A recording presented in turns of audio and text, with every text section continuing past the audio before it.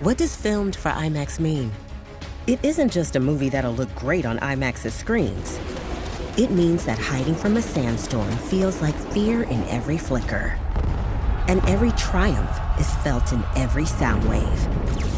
And the things we've only imagined, you can truly experience those too. That's what filmed for IMAX means. Get tickets to experience Dune Part 2 now and IMAX's exclusive expanded aspect ratio.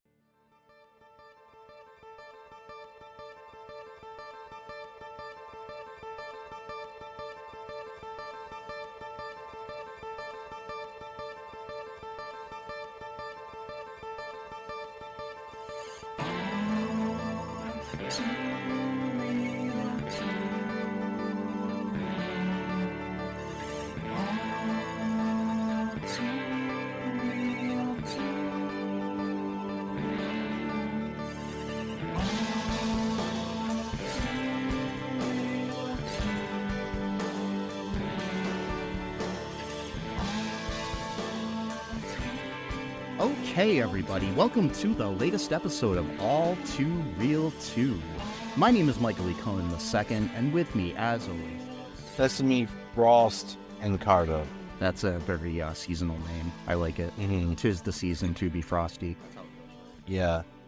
And there's also the season to watch the Frost-Nixon debate. Yeah, I watched that movie. I don't know. I watched Frost-Nixon. I think I watched the wrong movie. Oh, well, shoot. Okay.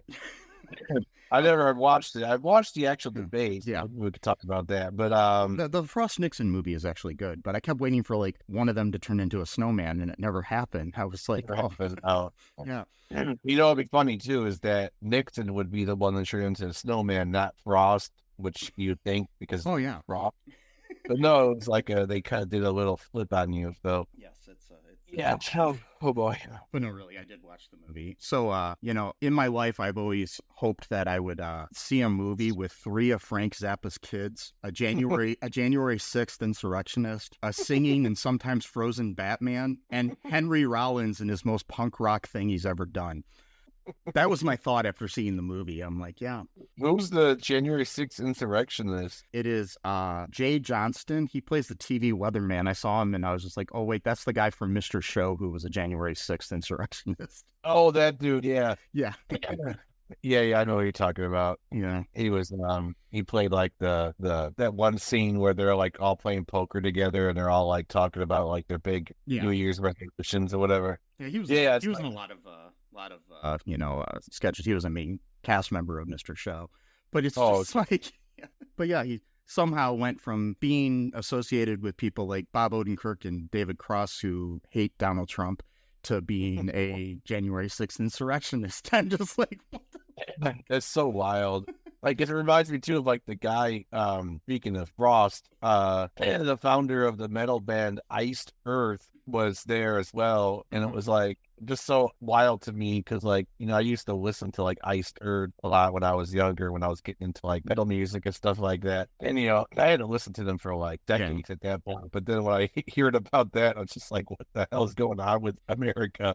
And things are just getting better, right? Oh, sure. Yeah, sure. You could say they're getting frostier and they're solidifying and and coming back to life.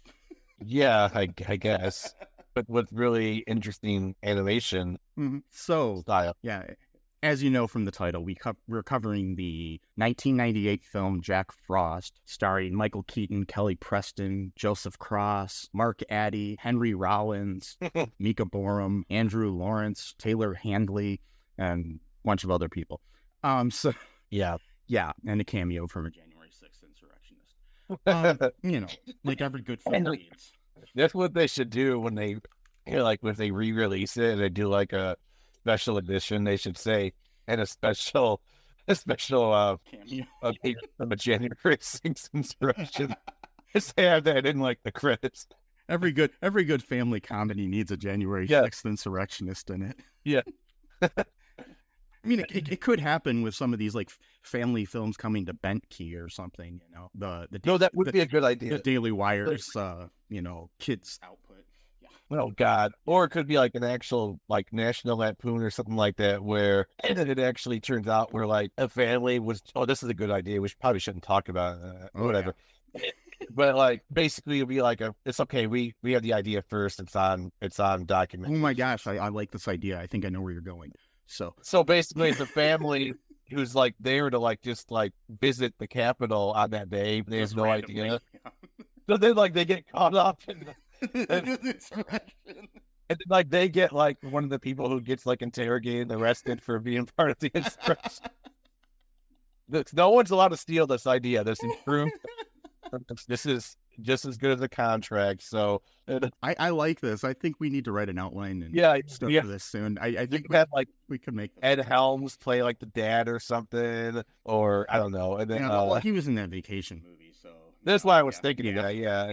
Oh boy, yeah, I'd like to see that. It'd be like Accidental Insurrectionist or something. Yeah, something like that. I don't know, something like that, or My Insurrectionist Family.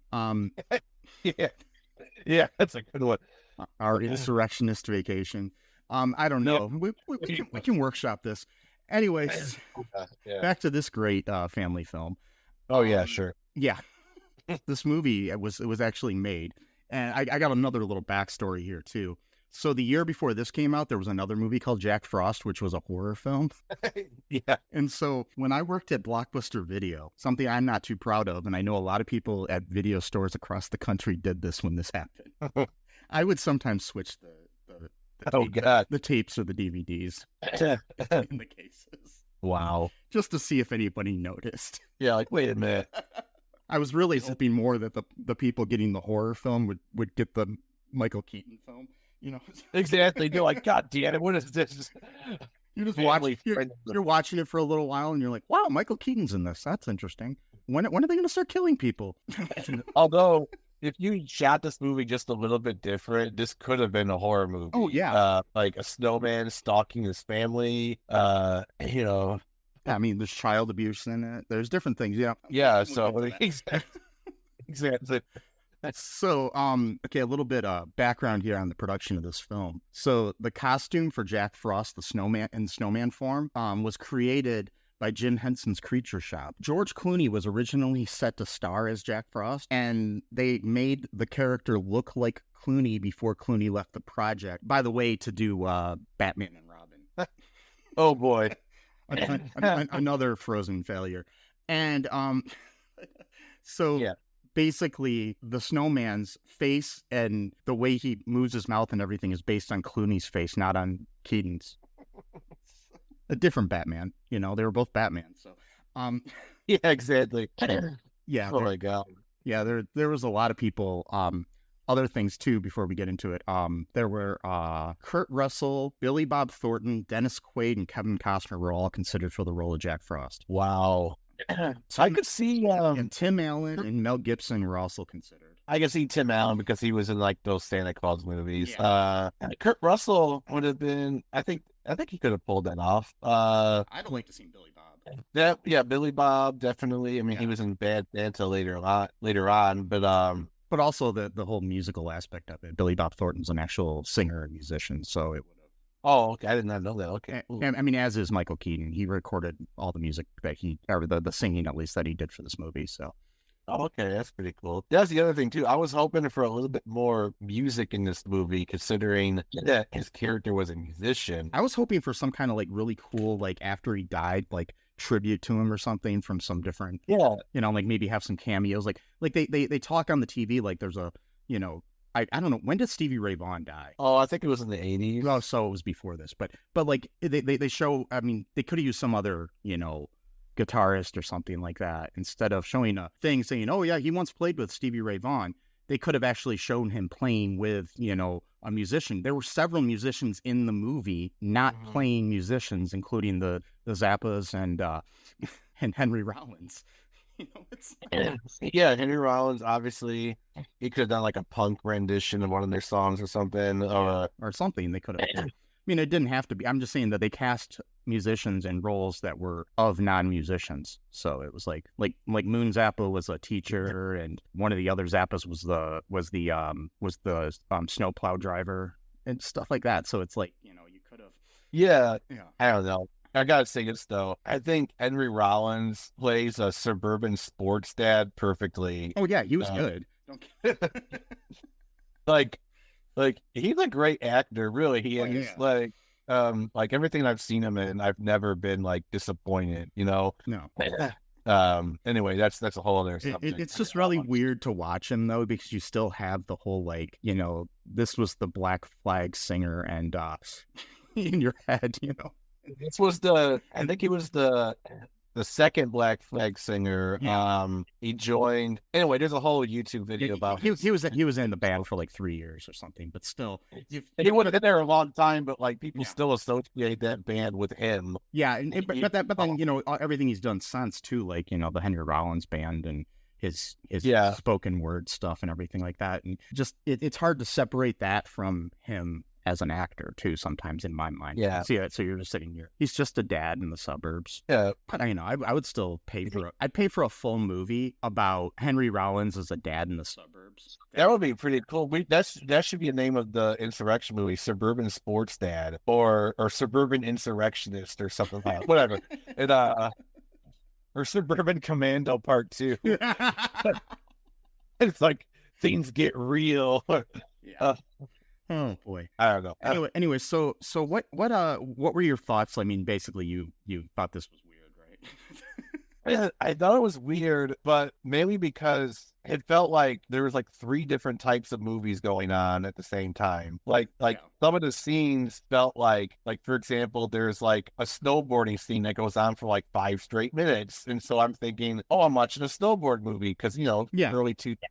That was like a popular, you know, genre at that time. You know, like snowboarding was pretty huge at then because that was right when what's his name, that dude who won the Olympics. Snowboarding became like a Sean whatever. Sean White. Sean White. Yeah, Sean White, which is another good name for a pun because you know he snowboards. And so like you know snowboarding pretty much became like you know a huge sport because of that. And I don't know, there's just like stuff in it that just felt like some of these scenes were good and stuff. It just felt like they belonged like in a different movie. Like when like you're doing the musician stuff, it just felt like a different type of movie was going to happen, and then suddenly we get into this other style, and then it kind of just jumps back and forth. And I don't know, I guess it was just like definitely a movie of its time. I mean, like the soundtrack was very 2001 type of, or was it the 2000s or not late 90s? It was 98. Oh, okay, 98. Okay, yeah. I don't know. I just was kind of disoriented a little bit from watching that because I couldn't really decide like what type of movie this was. Yeah, I mean, it felt like it felt like a family Christmas movie mixed with a really bad Disney Channel movie. Yeah, mixed in with some random MTV movie or something. You know, it's just really weird. Yeah, I don't know. But anyways, what goes on in this movie? Oh boy. So Michael Keaton plays a character named Jack Frost, and he has a band. He leads a band called the Jack Frost Band, and they're like a really good band, but they never really made it big yet. And it looks like they're finally getting a little bit of traction. You know, their song gets played on the radio, like the local radio station, because someone was at the concert that night who was like, I guess, part of like the record industry or whatever. And you know, typical story of a working dad who's not home a lot, so it's doesn't spend much time with his family, that whole thing. So he promised he was gonna go to his son's hockey game, but he didn't make it because he was in the studio all day, and he said he was going to make it, but then lost track of time, and then he realized that it was 2.5 hours after the game. So then, he came home and was pretty much going to like face the music, whatever. Face the music. Pun intended. And so then he, his wife kind of, digs into him a little bit. He apologizes. Yeah, his wife is played by the late Kelly Preston. So yeah. Oh, okay. Kelly Preston. What else was she in? She was in Jerry Maguire. She's in a few other things. She was married to John Travolta. Oh, okay. Yeah. I should have mentioned, too, that there's a Scientologist in this film. But yeah, anyways. Yeah. And you got the insurrectionist. And it's like... so an insurrectionist and a Scientologist walk into a bar. Yeah. What's going to happen? I don't know. They're going to get... With Henry Rollins. And Henry Rollins is the bartender. Yeah. And he gives him like a straight talking to or whatever. Yeah. Straight edge. Yeah, what is he working in the bar? He's a straight edge. He doesn't drink. Whatever. And then that's why he's a bartender. He tries to convince people not to drink. Yes. He's like, hey, you can have fun without drinking, bro. How about I give you like some ginger ale or something, whatever. Mm-hmm. And then he does Here, have a Shirley Temple. Here you go. Yeah, Shirley. There you go. I actually like those. That's pretty good. Me too. That's pretty much the only thing I ever drink anymore. There's alcohol involved. I'm just like, okay, cool. And because alcohol makes my tummy hurt. Anyway, so he apologizes to Charlie, and then basically blames being a musician, blames him being a musician as him being a bad father, I guess. And so we got a lack of taking accountability. That's the first part of the abuse in this film. There's much more child abuse in this film, as you mentioned. Yeah, I mean, there's a lot of different professions you could have and still not spend time with your kid, or and you could be a musician who finds time to spend with his kid. He, instead of looking inward and trying to be a better father, he blames being a musician. Anyway, so then he promises again, this time to take the family up to a cabin that they own. So I guess they're doing okay money wise. They got a cabin, as well as a house. It's always funny in these types of movies. You have this suburban, like middle class family that are supposedly struggling with stuff, but yet they have like a vacation home. Well, that's why you got to sell the vacation exactly. home. And then you won't have the money troubles. But like you're biting off more than you can chew there, Anyway, so he gives Charlie harmonica that he bought the day that Charlie was born. And so I guess even at that time, he was deciding not to be in the hospital with his wife while she's giving birth to their one and only son. Instead, just wanders around a music store across the street looking at various instruments. And, so then so they bought that. And then he gave it I think he gave that before the hockey game, actually. So he gave that before the hockey game. Yeah. Then said it got magical properties to it, which is, maybe you shouldn't say that to a 10-year-old child who's already having issues with, parental stuff of not being there, whatever, you giving them false hope or whatever. Okay. And so he says it's got magical properties, and that if Charlie plays the harmonica, Jack will hear it no matter where he's at. So that's an important part of this whole story of this movie. It's that right there. My dad did that when I was a kid. I don't know about you. What, the harmonica thing? Yeah, well, actually, my dad used to work at a cosmetics factory, so he gave me this bottle of nail polish, and he said, anytime you put this on, I'm joking. I was like, wait a minute, that's not right. Wasn't your dad like a bartender? No, he did work at a cosmetics factory. When I was a kid, yeah. Okay, I was like... He was a floor supervisor at the cosmetics factory. So. Okay. I was like, wait a minute. Yeah, he became a bartender later on and stuff, but yeah. So. Okay, cool. Yeah. Oh, God. And then he promised... That'd have been more problematic, though, if my dad was a bartender when I was a kid and he gave me, like, a bottle of beer. He says, anytime you drink this... the bottle of whiskey, anytime you take a sip of it, I'll cheer you or something. Because you'll be laughing extra hard at whatever you're watching on TV or something. I don't know. Yeah. And then so he promises them to take him to the cabin. And of course, just as they're about to get in the car, the phone rings. We're talking landline here. Okay, folks. Yeah, because they said when they were going to go to the cabin, this is before cell phones were like big. So it was like, the only cell phones at that time were like slightly better models of Zach Morris's phone. And maybe a little better. I don't know. But anyways, not by much. Yeah. And then so they're leaving, and of course the phone rings right as they're leaving, film convenience. Right. Yeah. And they basically the phone rings and Charlie answers it and gives it to his dad, and there's like some kind of bigwig record executive that wants to hear the band. So yeah. And it has to be the next day. Yep, has to be. Yeah, because the best time to go and, schedule time to listen to bands around the country is at Christmas. Except on Christmas Day. Like, you don't think the record executive would also want to spend time with their family. Exactly. On Christmas. Like, nope, I hate my family, so I'm going to work today. And I'm going to make everyone else drop what they're doing so that they can spend time with me as I work, because I'm a selfish piece of shit. Yeah. Well, if he's such a selfish piece of shit, he might not even have a family, though, too. So. Well, true. That's and probably no friends either. Oh, boy. And he never had a dad who gave him a magical harmonica. So. No, I don't think so. No. Actually, he gave him a magical saxophone instead. Oh, okay. That was a little bit too big to cart around. You know, harmonica's pretty easy. You can just slip it in your pocket. You can't really put a saxophone in your pocket. Is that a saxophone in your pocket, or are you just happy to see me? Oh, no. That's the way saxophone. Now my pants are ripping because it's too much. Now I got to go buy a whole new pair of jeans because I can't fit this damn instrument in my pocket. I mean, there was that other dad who gave his kid a stand-up bass. That was even... Yeah, it was even harder. The other one who gave his kid a baby grand piano. Yeah, that was kind of hard to watch. And he had to basically put that around his shoulder and just kind of drag that, around the wheel. Like the time I told a cop when I was in the music building at UT late at night one time with a friend who was showing me around, and this campus police officer came and found us in there and asked us what we were doing. He's like, "Well, I don't know if you're trying to steal some instruments or something in here." And I said, "Yes, officer, I have a baby grand in my back pocket." He didn't find that funny at all. No. So anyway, so yeah, he gets called into this thing. He ends up like driving up to the cabin or up to the gig or whatever with his buddy Mac, played by Mark Addy.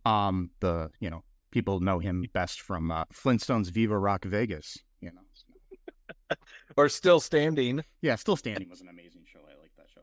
TV show, yeah. Yeah, but four seasons, yeah. But no, I'm just joking, saying that it's best known. He was also in the Full Monty. So yeah, exactly. It's like a classic, yeah.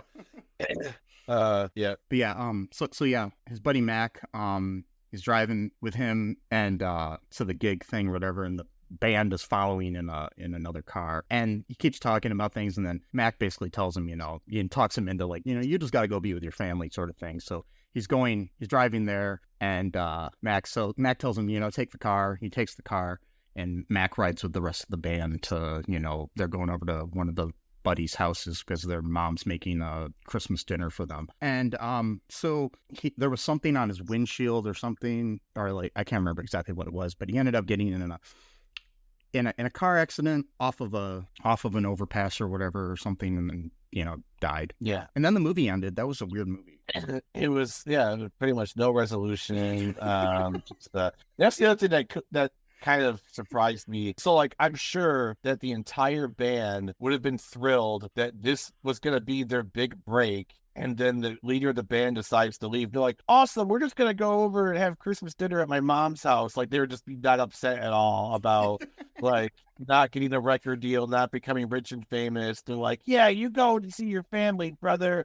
I mean, they might understand, but like, you're like treating and shit like that. My theory is that they thought, well, hey, we're going to talk the record executive into hearing us another time or something. That was okay. That's my theory. Yeah. Yeah. Oh boy. But yeah, but after he dies, anyways, Mac ends up losing interest in music altogether. So yeah. Yeah, we don't hear much about the other members of the band. No, we don't hear anything about them in the rest of the movie.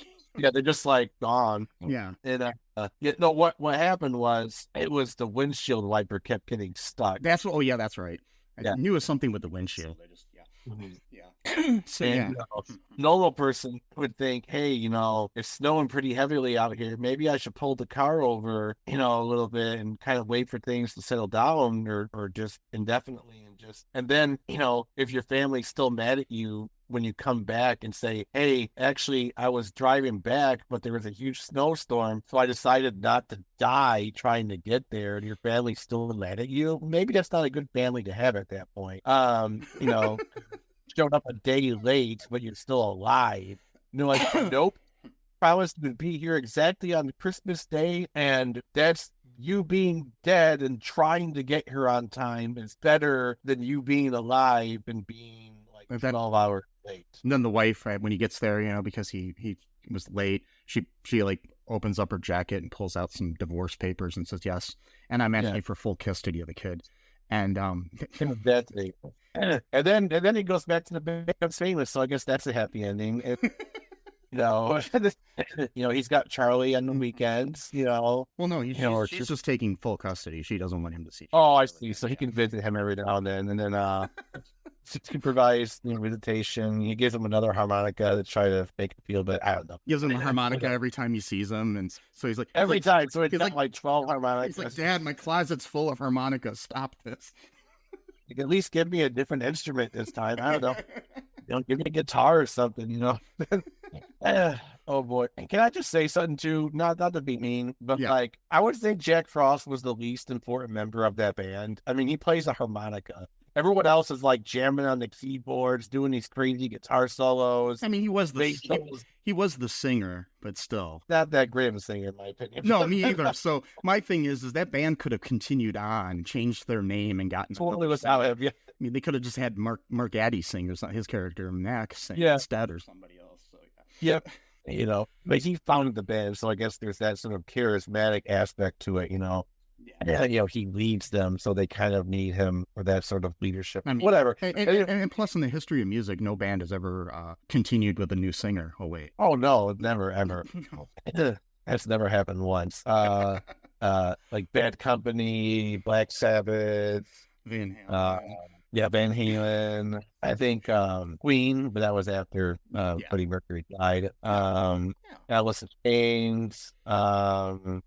I think at one point, who? Journey. Yeah, Journey. Bunch of bands, whatever. And then Sticks. You can get goes on and on. Yeah. I think Stone Temple Pilots at one point had a different singer. Yeah. No, that's a lot of bands. Well, they did have a different lead singer, and then he died too. Oh, really? Stone Temple Pilots had that guy from Linkin Park. Oh, really? Yeah, he was their new lead singer, and then oh my God. Yeah. Wow. That's pretty crazy. So anyway, a year goes by, and then what happens?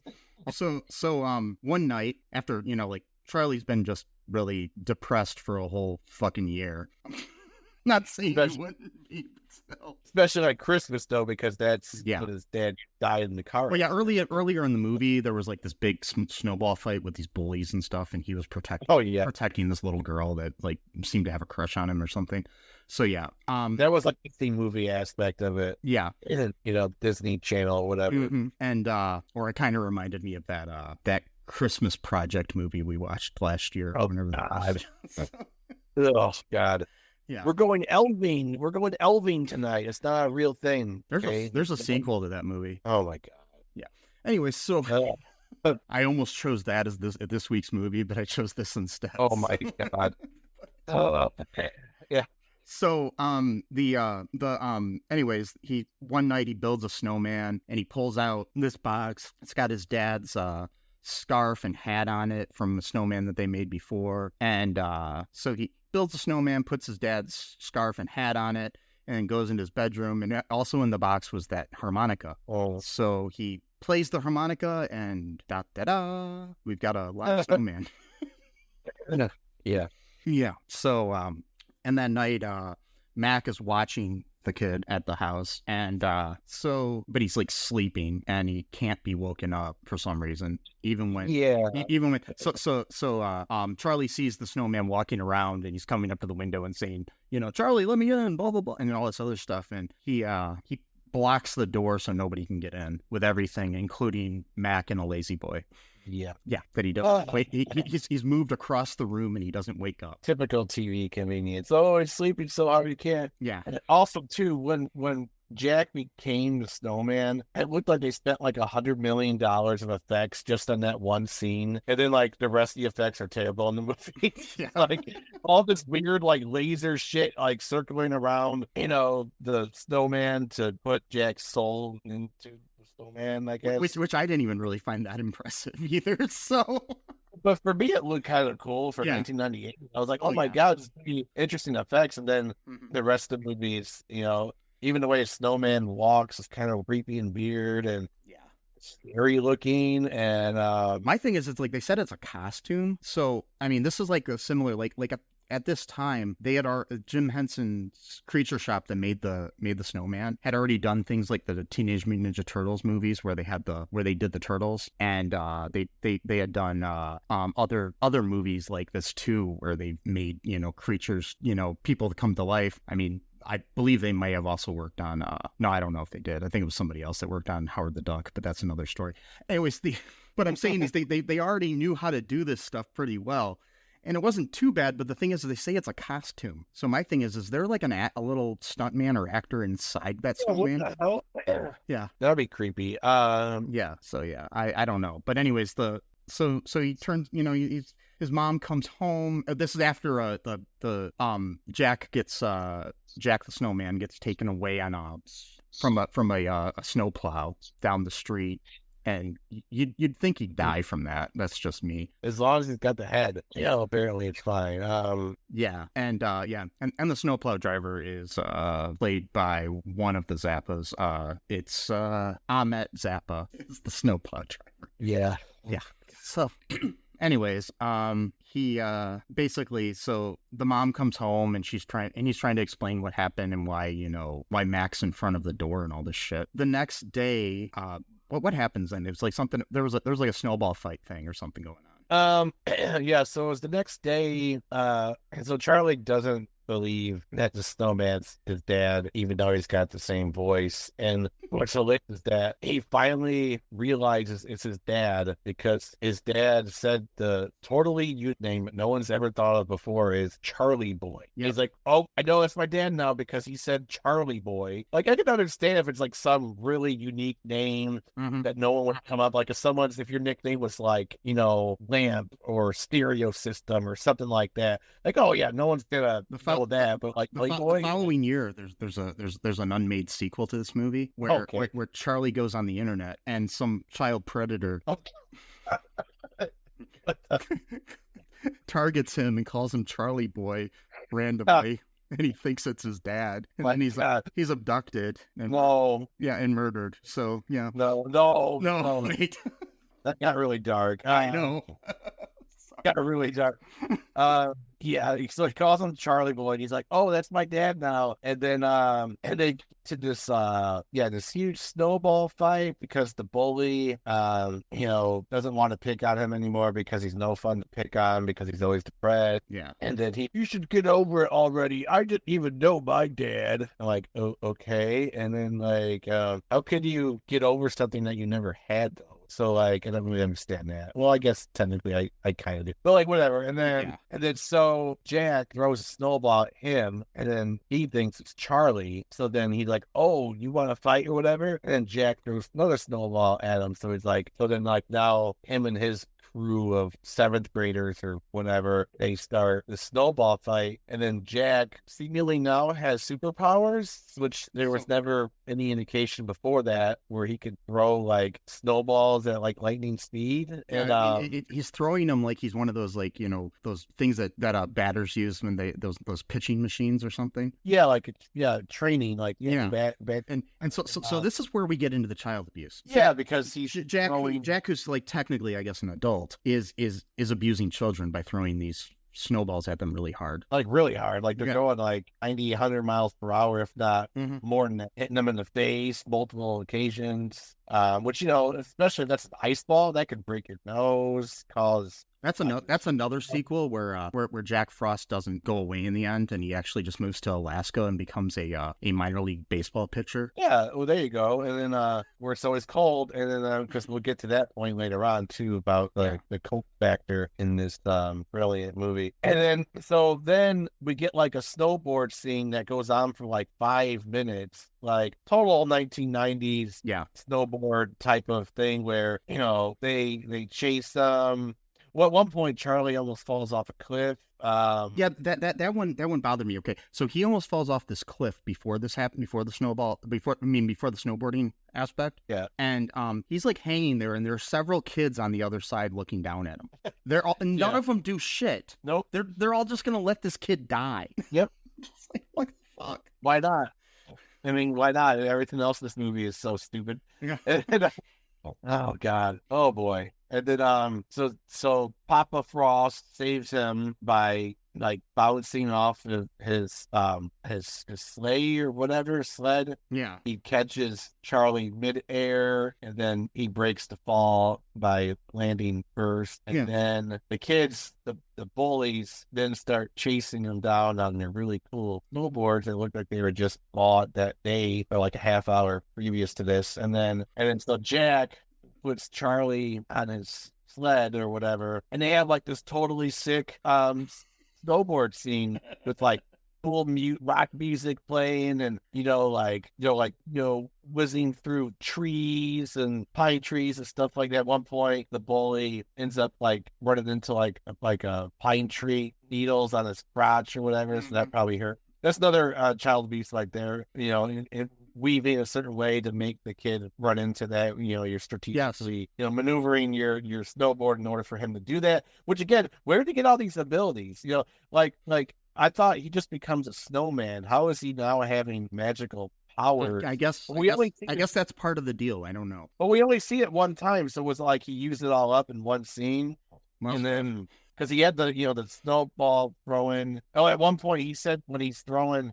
That's the other thing too. So like the thing I can't understand. I mean, again, none of this movie you can really understand. But like, is that it almost seems like Jack's personality changed once he became the snowman. Like it's almost like he was a child in certain ways. Yeah, because at one point when he's throwing these ice balls at like 200 miles per hour and potentially causing lifelong injuries to these children, and he says something like, "I'm the Wizard of Winter" or something like that, or the Wizard of Wonder. I was gonna write it down, but I forgot to. But it was like the Wizard of something. And then so they had this really cool snowboard thing, and then they successfully escape the bullies, and they go to like this like secret little like cave or whatever that like Charlie does like his magic spells with or something. I don't know. And then it's like a secluded cave, and they're standing on ice, which hopefully the ice doesn't crack and they all fall and drown.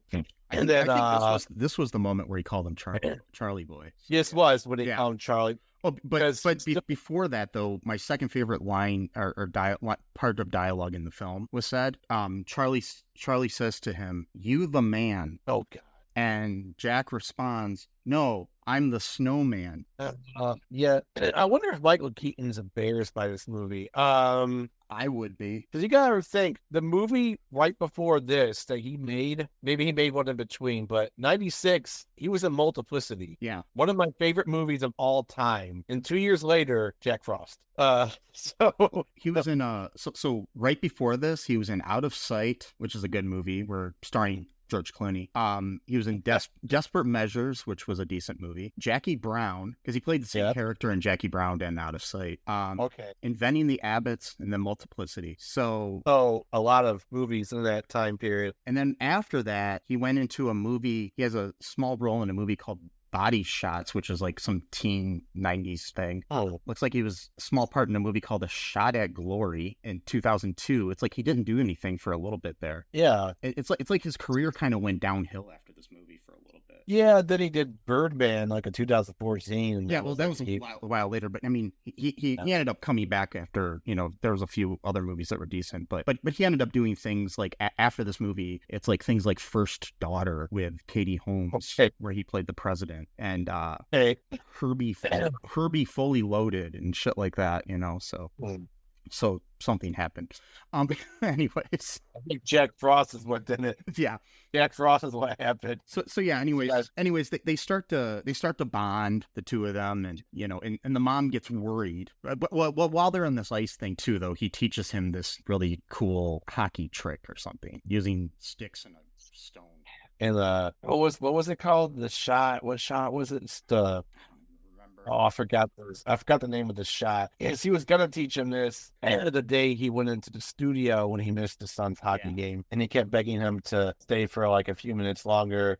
But Mac was the real bad guy in this one, because Mac is the one that kept calling them to go in the car to make it to the studio on time, and so he was pressuring his best friend, to not time with his son, and so that's Mac's fault right there. That's probably why Mac ends up becoming like a father figure to him, anyways. So yeah, so that he gets to be the good guy when he was the bad guy. So that's nice, I guess. his friend got I killed. wanted to see the movie end up where he ended up with Kelly Preston's character, Gabby, where Mac ended up with her at the end, and like they could have had this scene where Jack was like, and I want you to take care of my wife, and As he's melting. yeah. He's like, I don't have much time. I want you to take care of my wife. I want you to marry her, and I want you to give her good loving. Oh wait, what? And then Mac's like, he's like, Jack, I'm gay. I Yeah. told you this like you always forget everything. All you think about is yourself. Remember that And time then- you tried to hook me up with your sister? That didn't work. Remember? I liked your brother more. Wait. Yeah, come on. How many times do I have to tell you? Anyway, so he teaches him this. I wish I could think it was called the something shot. I don't Yeah. remember what. And then Charlie finally figures it out, I guess. And he's like, yay, great bonding experience. Awesome. Oh, what else happens? So then he ends up like, he realizes that the snowman is his dad there, of course, and he reconnects with him and is happy that he's got his dad in his life again and everything, but he can't tell his mom there. Like there's a scene like where his mom's coming home, he's in the kitchen getting him food. That just doesn't make sense to me. So snowmen have to eat. Yeah, because he said he was really hungry. Yeah. So so he fed him like a bunch of frozen peas and stuff. It's and then where's the digestive system? Where does the come from? Where does it go? Where's the pee come from? Nothing. No explanation. And then does it turn into yellow snow that you're not supposed to eat or what? Well, because we are talking Frank Zappa, so here, so that's Frank Zappa's song. So and goddamn, and then which I don't understand. Why couldn't he tell his mom? There's some movies, right, where a thing comes to life, like a object or toy or whatever, and then only one person can hear this person talk because it doesn't talk in front of anyone else. But in this movie, it talks. For example, Henry Rollins' character sees this and it talks to him and he freaks out.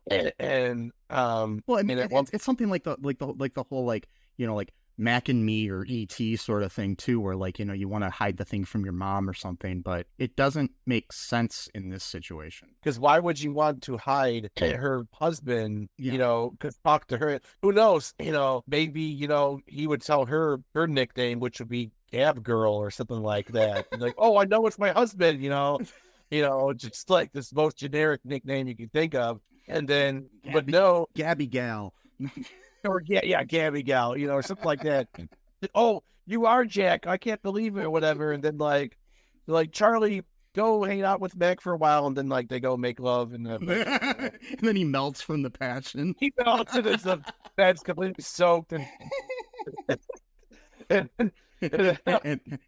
all that's left is like his head, and she's just like, we always did want a waterbed. Oh, yeah. Then Charlie comes out. What did you do to that? Holy sad left. No. I'd rather watch that movie. Anyway, so that would be. Oh God! And then he puts Jack in the closet. The floor's all wet, so she's like, "What the hell's going on?" And he's like, "Oh, it's some science project about whatever." What it's like to live in an igloo or something. It's just like, really. What does that make any sense? Okay, and then he's got the windows open, shit, just fucking up the heating bill by blowing in the cold air and shit like that. And then she opens the closet to get out like a mop, and then he screams at her so she doesn't see giant snowman staring at her. And then he starts just hanging out with his dad and taking him everywhere, talking to him in front of people. People are like, why is he talking to the snowman? Yeah, that's the other thing too. I would think he'd be more discreet about this, but no, he's just talking to him. And everybody's worried about him, especially his mom and Mac are like, thinking that the kid's like lost it, and it's like, get the kid therapy then or something. But no point where I guess this is 1998, so I guess that wasn't it. But even like there's a scene like where he ends up deciding that he wants to, because he had quit the hockey team and he decides that he wants to play. So the Henry Rollins and has got his dad minivan, and he's picking up the girl from across the street or whatever, and because I guess she's on the team, and and he tries to talk. He asks if he can be back on the team, and it's up to the teammates to decide, and they say yeah. But then he's going over there and he's talking to his dad. Yeah, they can see him. Snowman, like they're like 20 feet away. It's like, and they're even talking about the fact that he's talking to the snowman. Like they know that he's doing it. At that point, if I were Henry Rollins, I'd be like, we're going to the ice rink. Yes, we are. Yeah, yeah. It may look like the hospital, but we're going to. Thing is too. So this would only vindicate Henry Rollins. I just called him. I don't know his character's name. I just keep calling him Henry Rollins. It's Sid Gronick. At this point, what's his name? Sid Gronick. So at this point, Sid, he'd say like, "Don't mention the snowman. I told you, no snowman talking here." But then it's like, so they're talking about Charlie talking to a snowman, and he himself has experience where so it's like he should have put two and two together and be like, "Oh, I'm not going crazy because there is another person who's talking to the snowman." It's almost like this snowman's real, and I did lose my mind. But no, we don't get any of that. And then, but why should we expect that we would? Oh yeah, there's no deep meaning behind this. That's the other thing too. There's like some like what was that phrase you always say? Kill your darlings or something like. Oh yeah. There's like really interesting deep scenes in this movie that do not belong in this movie. No, like when he makes the snowman, they're playing like Fleetwood and Mac, some really depressing song. They play Landslide by Fleetwood Mac with with Stevie Nicks singing. Yeah, and it's just like, what the heck? It's really sad as he's building a snowman, and then the rest of the movie is just this weird Disney Channel fever dream. And Fleetwood Mac, though, that's another band that changed lead singers several times. So, anyways, that's another way. Oh my god! Oh boy! But yeah, anyway, so what else happens? Yeah, he's going to the game, and Jack wants to go to the game. So how did he get there again?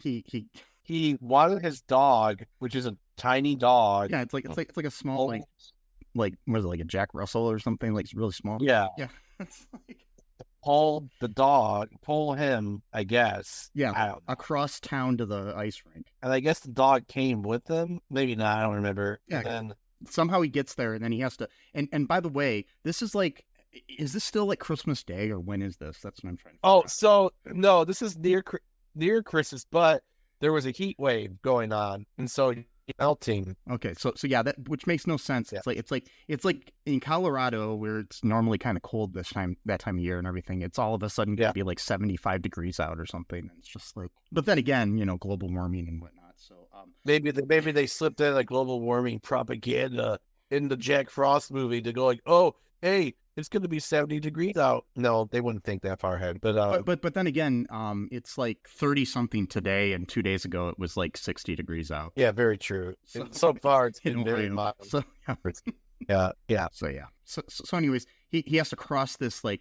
blacktop that's like really like the tar of the blacktop's getting hot from the sun, and which I don't think really happens in the 70s, but that's just anyway. So it doesn't, but for him it does because he's So he slides across the parking lot and ends up in the rink, and he gets to see Charlie play.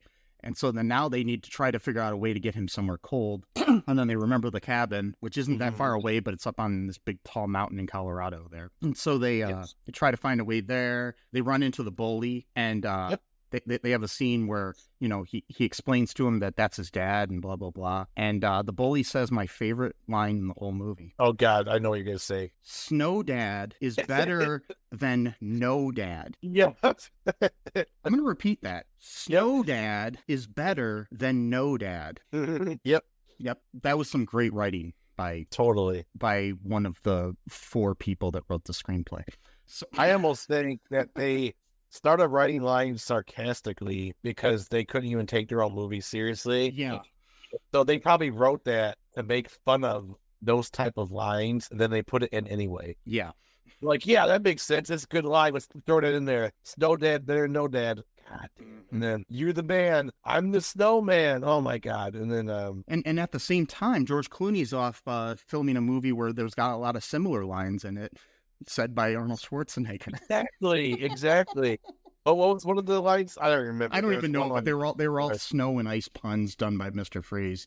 It was just It was one thing was so like, are you freezing me out or something? I don't know, whatever. Stupid shit like that. Makes me wonder, do the same people write the lines? No. Anyways. They might have. Who knows? God. Yeah. So anyways, he ends up getting into the back of this truck somehow. The bully helps him into it, and then they end up at the cabin, spend the night there or whatever. And Gabby's like obviously like worried. She doesn't know where her kid is, but she ends up finding out that he's at the cabin somehow. I don't even remember how. Jack called her from the Oh yeah, that's right. phone. He's like, that should have been that could have been into like a different plot. Like, Charlie's safe, he's sleeping. Like, I am you know, type of thing. Some guy just called and told me my kid's sleeping. Like, what the fuck? Yeah. You should come pick him up. It's like, whoa. And then yeah. So yeah, so they're at the cabin. Jack's outside in the yard, you know, doing his snowman shit. And Gabby arrives, and after Jack and Charlie had a conversation, and Jack basically tells him, and you know, it's time to leave. You know, I gotta leave this mortal coil. Yeah, he doesn't say that, but you know, yeah. When Gabby arrives, for a minute there, the snowman like outside disappears, and you get to see this like ghostly visage of Michael Keaton. Of Jack, yeah, in his human form. Yeah, and he says farewell to both of them, and you know, says he loves them, and blah blah blah, and goes back to the afterlife. Yeah, yep, that's pretty much it. And almost no music in this movie from the former band. And you get to see these different. Oh, you do see a scene where Mac is like playing the piano and looks happy towards the end. Oh, that's right. Yeah. So what I don't get though is why can't he just come back every time Charlie plays the harmonica? That's what I'm wondering. Like can he got magical properties? And I mean, even Frosty the Snowman can come back every winter. Yeah. And why, you know, so like, was his soul like in some sort of purgatory this whole time? And that's how he was able. We don't know where he was that whole year before he became. Yeah. So does the afterlife have like a waiting period kind of thing where you're like kind of stuck in limbo for a year and you're like, oh, now it's time. Or maybe it's like, maybe it's like that in Second Chance type TV show where, you know, you gotta step on some little lever and then it lets you know if you go to hell or heaven or whatever. Yeah. And then who knows? There may have been a different version of this movie where Jack hangs out with Gaddafi, you know, kind of suicide bomb vest that blows up every 2 minutes or whatever. Mm-hmm. Punishment. He's like, oh, I didn't do anything that bad. I just, you know, didn't show up to my son's hockey game or whatever. That's just as bad. Yeah, I guess. Yeah. No, so other people considered for roles in this movie, Jake Lloyd, who played Anakin in The Phantom Menace, was considered for the role of Charlie. Also, this I don't know if I buy this because, okay, so it says before Michael Keaton was cast as Jack Frost, other actors considered were Jack Lemmon, who was pretty old at that time, Harold Ramis, Danny DeVito. This is according to IMDb. Somebody must have just made this shit up, I think. And Tom Welling, who at the time I think was on Smallville as Clark Kent, a teenager. Yeah, so I think someone made this up. Yeah, I'm looking at that and I'm like, there's no way that in the consideration for the same role is going to be Jack Lemmon and Tom Welling. Yeah. Yeah. So I mean, I believe the Mel Gibsons and the Tim Allens and the Kurt Russells and whatnot, but I don't believe. Yeah. Yeah. So yeah. Okay. So yeah, that's pretty much it on that. Any other thoughts about this? No, not really. Yeah. I can't wait for the sequel. I would probably watch it. Just. As a joke or just something, I don't know. And then they should make a sequel. They should. Michael Keaton could reprise his role. This time he's a grandfather because at this point, Charlie has his own family. You know, I don't know. And then they're like, oh yeah. So what it will be is like, so Charlie, you know, kind of has like some stuff packed away, and like the harmonica's one of them, and then Charlie's son, who he calls Charlie Boy. That's like his actual name. And So Charlie Boy is like kind of just rummaging around. So Charlie Boy is like, because it's near Christmas, okay? And so he's kind of like sneaking in the parents' bedroom, like see what they got for Christmas, kind of thing. And he's like rummaging around to the closet. And then like as he's like trying to reach up to see like a big present, and then like a bunch of stuff falls down, and then like one of the boxes is like the harmonica, and then the box kind of like opens up as it melts down. Yeah, it's got the harmonica and the hat and the scarf. Yeah, and so then he picks up the harmonica, and then he puts on the hat, and then he puts on the scarf, and then he plays the harmonica. But this time, then Jack takes over the body of his grandson because the hat and scarf. So then it's like a Freaky Friday type situation where so Charlie Boy is not like a spirit floating around or whatever. Oh, this is a disturbing film. Anyway, so really disturbing. And then he keeps going, Charlie Boy. And he's like, yeah, I know your name's Charlie Boy. That's why I named you. Why do you keep saying your name? And it's like, so it doesn't really work at first, And the name of the movie is Jack Frost 2, I Am My Own Grandpa. Yeah. Yeah. And it's like, so like the whole point when it's like, Charlie, has already made peace and stuff like that. So in this movie, it's not so much of like trying to like reconnect with his dad. Now it's they're both trying to figure out like, how do we get Charlie Boy's spirit back into his own body? That's like the new MacGuffin type of thing, And so like, most of the movies really, the most of the movie takes place during Christmas time, but it's not really, it's not really about snowman. I think at one point they buy a bunch of snowmen to see if like Charlie Boy is in any of those, but they're not. They're just regular snowmen. And then at one point they go back to the cave where he taught him how to do that shot or whatever, the hockey shot. And unfortunately, at this point, this is like, it takes place in like the 2030s. And so global warming has done its thing. So there's really not much ice anymore. And so they're pretty much just like wading through the water, and, potentially getting hypothermia from the cold water. Because the water's still cold. It's cold water because it's still in Colorado. But, it's not ice. And then they basically start learning how to do like practice like dark magic and stuff like that, and maybe hopefully that could like summon Charlie Boy's spirit back into his own body. Jack can then go back into the afterlife. Everything's great, but we'll see how that turns out. It turns out in the end that actually Charlie Boy's been inside of a Slurpee the whole time, and a special Christmas Slurpee from the 7-Eleven down the street, and no one's drunk, so he's still there. And then, Okay. Anyways. Yeah, I'm in like a weird mood today. Me too.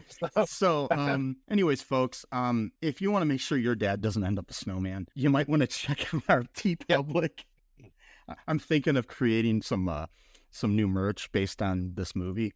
Good. We may have a Snow Dad is better than No Dad T-shirt coming soon.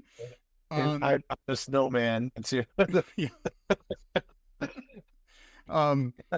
Yeah, give us a couple weeks, and I might have that up in the TeePublic. Keep an eye out for that.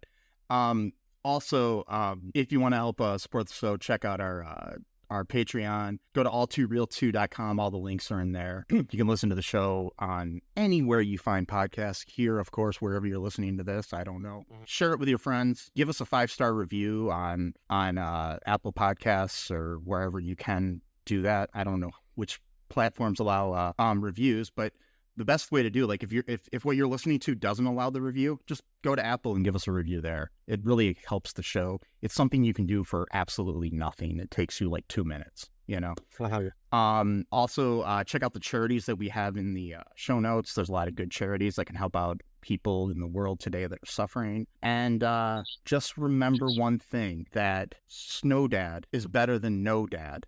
And All Too Real 2 podcast is better than no podcast. And I love you. Sesame loves you. And until next time, bye-bye. Thanks for listening to All Too Real 2 podcast, a Cullen Park production. Produced and edited by Michael E. Cullen II. Music by Matthew Hawes. Subscribe and share the show. Visit us at cullenpark.com.